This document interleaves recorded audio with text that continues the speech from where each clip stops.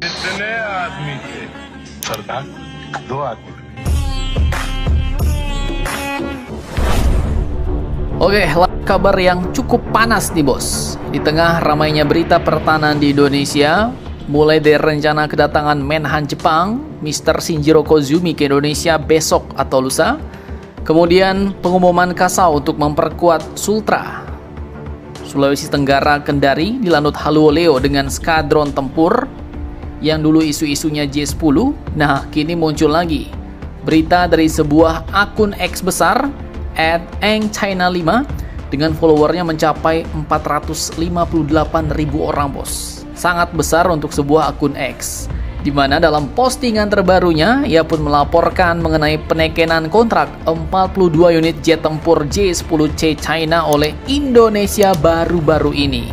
Dan tak main-main, ini yang bikin greget bos. Harganya pun dibanderol mencapai 9 miliar US dollar. Ngeri-ngeri, tak sedap. Harga yang sangat mehong bos untuk jet tempur generasi 4,5 buatan Tiongkok.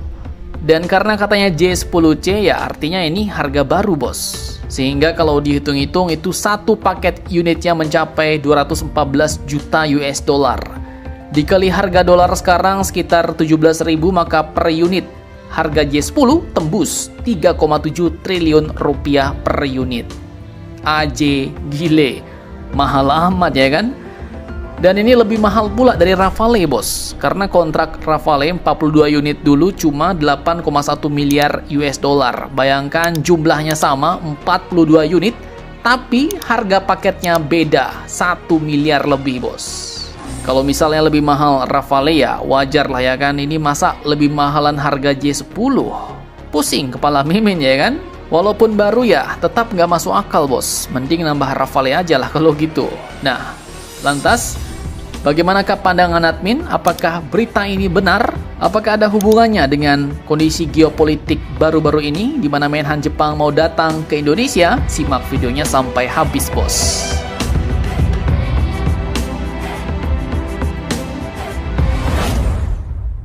Oke, jadi secara data saat ini belum ada atau tidak ada konfirmasi resmi dari pemerintah Indonesia bos. Kemudian tidak terpantau ada dokumen kontrak MOU atau pernyataan Kemenhan RI.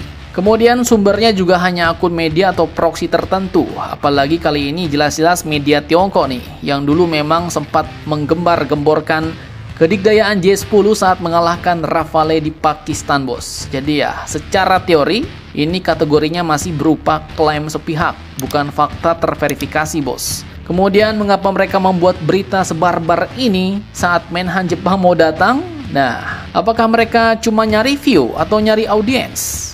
Nah, jadi ya sebenarnya kalau nyari view atau nyari audiens nggak main lagi bos. Ini akun Twitternya udah nyampe hampir 500.000 follower nih. Kalau dia buat tweet ngasal, itu malah membuat followernya kecewa dong ya kan?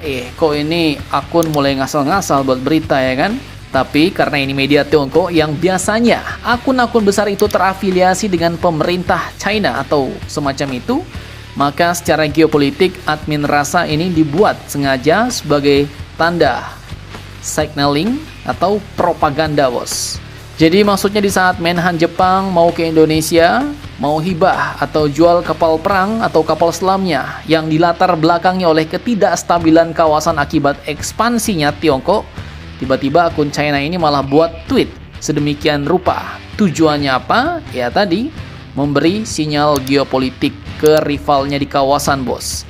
Jadi dengan tweet ini, dengan postingan ini, China sepertinya ingin mengirim pesan ke Jepang bahwa Indonesia itu dekat sama kami bos. Dan kami juga sudah masuk ke pasar pertahanan ASEAN. Jadi buat apa lagi lu ngerayu-ngerayu mereka dengan hibah kapal perang? Nah, begitulah kasarnya.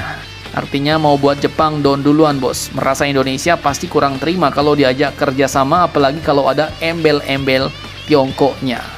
Jadi pertanyaan, apakah ini perang informasi? Jawaban jujurnya ya, menurut admin mungkin, sangat mungkin iya.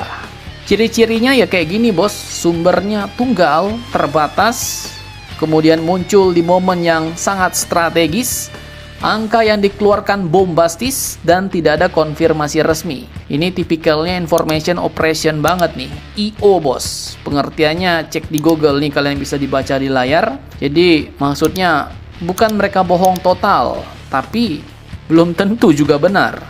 Dan sebenarnya ya, ini angka jumlah dan uang 9 miliar US dollar itu pernah muncul di berita lama bos.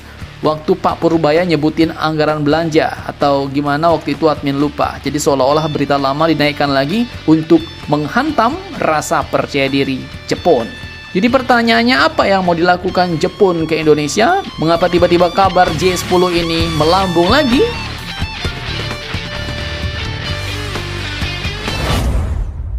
Nah, jadi seperti video admin kemarin, besok rencananya tanggal 3 sampai 4 Mei 2026, Menteri Pertahanan Jepang, Mr. Shinjiro Koizumi dijadwalkan mendarat dan bertemu dengan Menhan RI Bapak Syafri Samsudin. Agendanya bukan main-main, bos. Mulai dari kerja sama pertahanan, penguatan keamanan maritim, bahkan kabarnya ada opsi transfer kapal selam kelas Oyaso Class yang kalau benar bisa datang dengan skema super ringan, harga teman lama, atau bahkan gratis tis-tis. Nah, jadi apa hubungannya dengan Indonesia yang disebut-sebut sudah sepakat membeli 40 unit jet tempur J10 Tiongkok 9 miliar dolar Amerika? Apakah ini cuma kebetulan, Min? Nah, di dunia geopolitik ya, kebetulan itu langka, bos. Yang ada timingnya, waktunya yang dibuat pas. Bayangkan, posisi Jepang ini lagi mau datang bawa proposal kerjasama mantap, bos. Tiba-tiba muncul pula narasi Indonesia ternyata condong ke Tiongkok. Ini seperti kalian datang ke rumah calon partner bisnis atau calon suami, calon istri, tapi di ruang tamu ternyata sudah ada kompetitor. Duduk santai sambil minum tua dengan sang mertua. Nah loh. Sementara dari sisi China, pesan yang dikirim halus tapi tajam, Indonesia bukan milik siapa-siapa. Dan Indonesia justru di posisi yang paling strategis sekarang, bos. Tak perlu bicara keras, cukup dengan isu-isu yang beredar, daya tawarnya langsung naik. Jepang mungkin bisa kasih penawaran lebih menarik agar China tidak masuk duluan. Bahkan dengan ini, Barat pun bisa ikut waspada. Jadi kini ya seolah-olah semua negara sibuk menarik Indonesia, tapi Indonesia cuma berdiri di tengah sambil bilang, tenang bos, tenang. Kita lihat dulu lah siapa yang paling menarik, yang paling serius dari antara kalian, yang paling gacor itu yang kami pilih. Nah, jadi ini bukan sekedar cerita jet tempur atau kapal selam.